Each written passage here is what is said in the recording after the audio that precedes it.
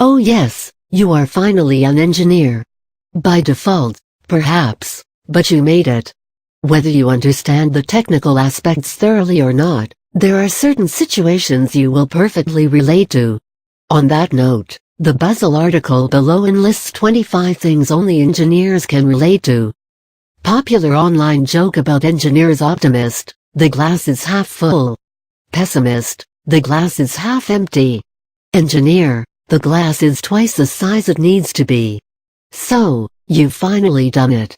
The tortuous nights of exams, hours of slogging in the labs, deriving complex formula, submitting papers, and working with circuits among things engineers have to deal with, are finally over.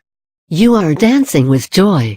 Until you realize you have to deal with more of this at work. Gasp. For reasons unknown, the field of engineering has become a sarcastic ground that rings with peals of laughter. And rightly so, to quite an extent, since engineering has become a guaranteed, fallback career option. In the true sense, this field teaches a person to engineer a product in an ingenious way. Of late, with ever-increasing syllabus, horrendous competition, and less time, the quality of education has been compromised. Rather than learning something from the course, students focus on assignment completion and research paper submission. The social media world is ablaze with engineering memes. The paragraphs below enlist some funny instances that engineers will perfectly understand and relate to. Things engineers can relate to. 1. Counting starts from 0, not from 1. Well, of course it does. The binary system is a base of computer engineering. And then you start computing regular math in binary code, don't you? 2. You can actually create a child within seconds. And protect them from inheriting unnecessary characteristics. Talk about convenience. The child-parent flowcharts have a permanent residence in your ever-confused brain. 3. Your name is not your identity anymore. You are a resource. You do have a name, right? Well, not anymore. Whether you are a civil engineer or a computer engineer or an aerospace engineer, you are now labeled as a resource inside the company. You wonder why your parents even bothered to name you. 4. A sentence ends with a semicolon. You would completely relate with this. You are so embroiled into software codes, you start using a semicolon at the end of regular sentences. Don't you deny it. Why did you even learn grammar? 5. The root is at the treetop. Certainly qualifies for a funny quote on computer engineers. Yeah, the root is still the foundation of the tree. But here, it is depicted at the top. Why? No idea. And you conveniently forget that real trees still have roots at the bottom. 6. You are now expected to know everything about every appliance that was ever devised.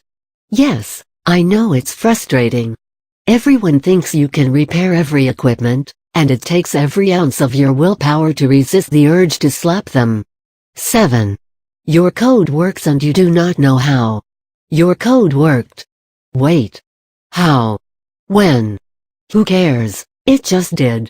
When your code works without you having a clue as to how it happened, it is all you can do to keep from shouting out loud and thanking the Almighty for this unexpected miracle. 8. You are in love with coffee and beverages. How can you not be? They are what kept you going through the frustrating grad assignments and nauseatingly sick exam nights. Hooray for caffeine. 9. You dismantled every electrical and electronic appliance in the house. The inquisitive techie that you are, you cannot resist taking a peek into the inside assembly of the radio or the television or the CPU. Not that you understand much initially, of course. And then? You do not know how to put it back together. Now what? I am not going to pen down the reaction. 10. Class population at the beginning of semester, 120. By the end of the semester, 20. No denying this, engineers. Whoever sat in the classes for the whole semester? Wait. Those nerdy guys did. No wonder the population is still 40. 11. If a small kid asks you a simple question, you provide an elaborate answer. Not your fault, certainly, your brain is wired like this. You tend to complicate a simple thing to the point of no return. So much so, you do not even notice when the child has probably run off, assuming you were a lunatic. 12. Girls? In mechanical engineering courses? Where? Better now perhaps, but the population of girls taking up mechanical engineering courses is still comparatively low. Looking for a girl in the workshop was like looking for a needle in a haystack. 13. When you start speaking about your projects, people have a confused expression. Well, of course they think you are crazy. Because they cannot understand what you say.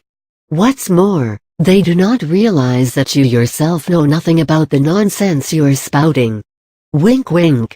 14. Once they were children's crafts, now they are real-life projects. And, you have your heart in your mouth of course, wondering what prompted you to enter this complicated world of formula and codes and machines and circuits.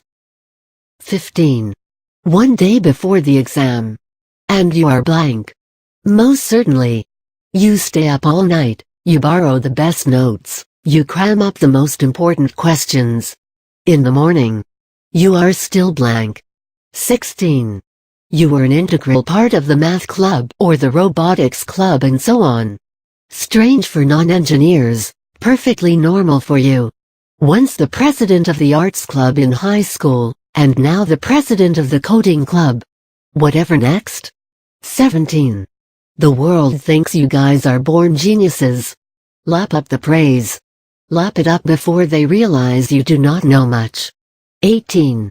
Your work life is completely different from what you learned in grad school.